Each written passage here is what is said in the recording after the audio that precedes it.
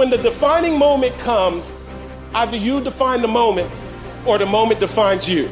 Either you define the moment, you decided that you're gonna not concern yourself with the naysayers, that you're not gonna concern yourself with what has happened or what hasn't happened, but you're gonna make the commitment to do what you've gotta do so that you can have a lifestyle that you've never experienced before. Or the moment defines you, and you decide to play it safe. And 20 years from now, you say to yourself, what if I would have taken a chance on myself? What if I would have stayed in the game? What if I would have kept making the phone calls? What if, and what if? The what if mentality is, this guy told me I was a 36th African-American Navy SEAL in Navy SEAL history, in over 70 years.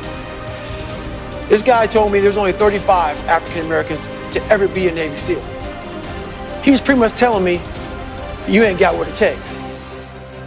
I took that and said, what if I can be the 36th? But what if I could? What if I could pull off this miracle? How will I feel at the very end if I can defy all the odds? You're in the test of your will right now, because life says it has a little more test for you. You can look at your challenge with skill, and it will see it just as that. A challenge. Or you can look at your challenge with will. Those exceptional people who are uncomfortable with the times and rise to the challenge because they refuse to allow the chaos around them to determine the conqueror within them. I've never met anybody who was terribly creative or gifted or strong in leadership who was also comfortable. You must be willing to extend yourself to the limit with no guarantee of success. Every day, you must ask yourself, did I do enough? Prove to yourself today, every day, that you can and will push harder than you wanted to, harder than you felt like pushing, past the point of fatigue and far beyond the point of comfort, to that outer edge, to the limits. And on those points, there will be no compromise. Not now, not ever.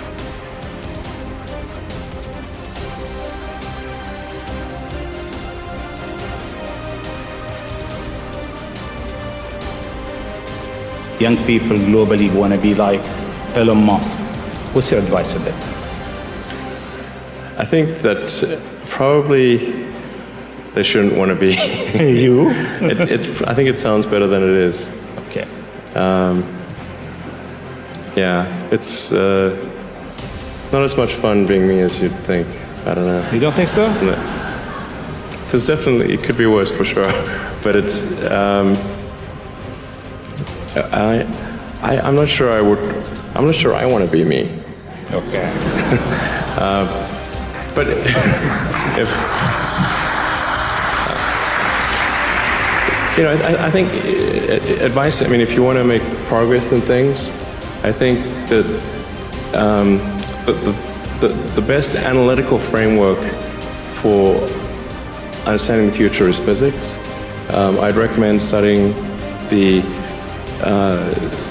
thinking process around physics, like not the equations. I mean, the equations certainly they're helpful, but the way of thinking in physics is it's the best framework for understanding things that are counterintuitive. And you know, always taking the position that you are to some degree wrong, and your goal is to be less wrong over time. I think one of the biggest mistakes people generally make, and I'm guilty of it too, is wishful thinking.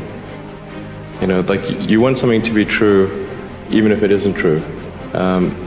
And so you ignore the things that, you ignore the real truth because of what you want to be true.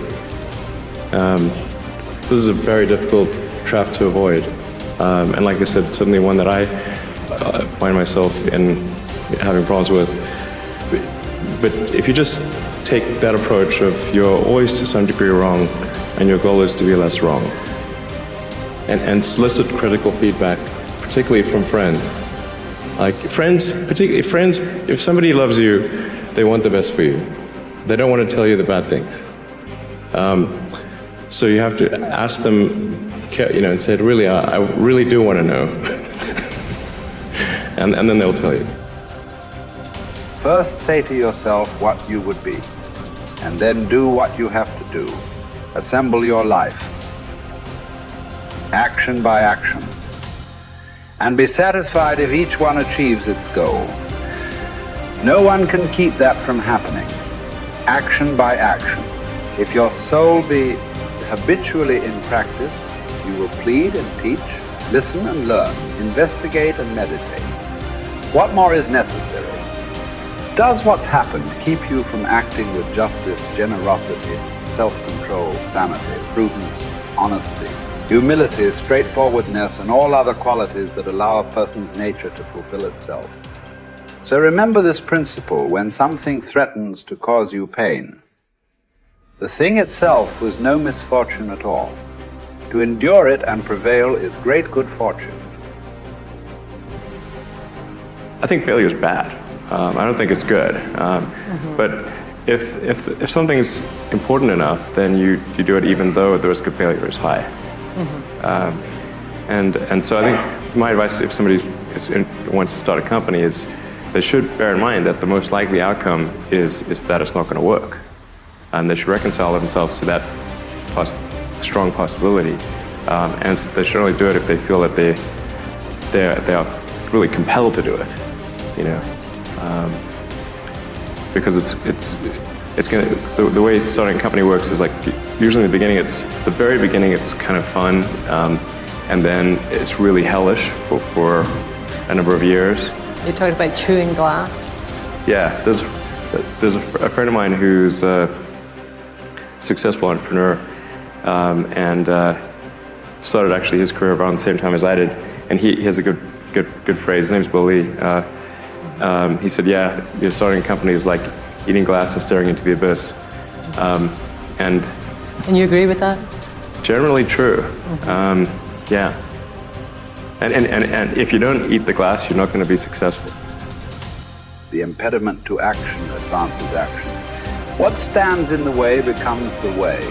Believe it or not, obstacles can actually be the thing that propels you forward in your career, your relationships, and your life. Rather than getting shut down by all the stuff that pops up to block your path, learn to understand impediments as essential tools for achieving your goals. While this might seem contradictory, you've likely experienced this phenomenon in your own life. If you've ever overcome an obstacle to reach a goal, you know that the struggle in climbing over that wall taught you priceless lessons that helped you become the person you are now and further refine what it is that you want to achieve in life.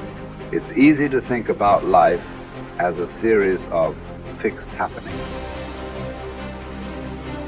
You graduate from high school, you go to college, you begin a career, you get married and start a family. While there's nothing wrong with having a map of your future, it's important to understand that you're going to encounter things along the way that might just fundamentally change the direction you're heading in. As the simplest of examples, let's say, that you are taking a run on some nature trails near your house. During a storm the previous night, however, the path you always take has become problematically flooded. What do? Do you turn around? Do you try to bushwhack through the woods around the path? Or do you change your route on the fly and explore a part of the woods you've never been to before? If you chose either option 2 or 3, the impediment to your action actually advanced your action. You likely experienced a new and rejuvenating headspace too, either navigating through the woods without a trail or running down a path you'd never considered exploring before.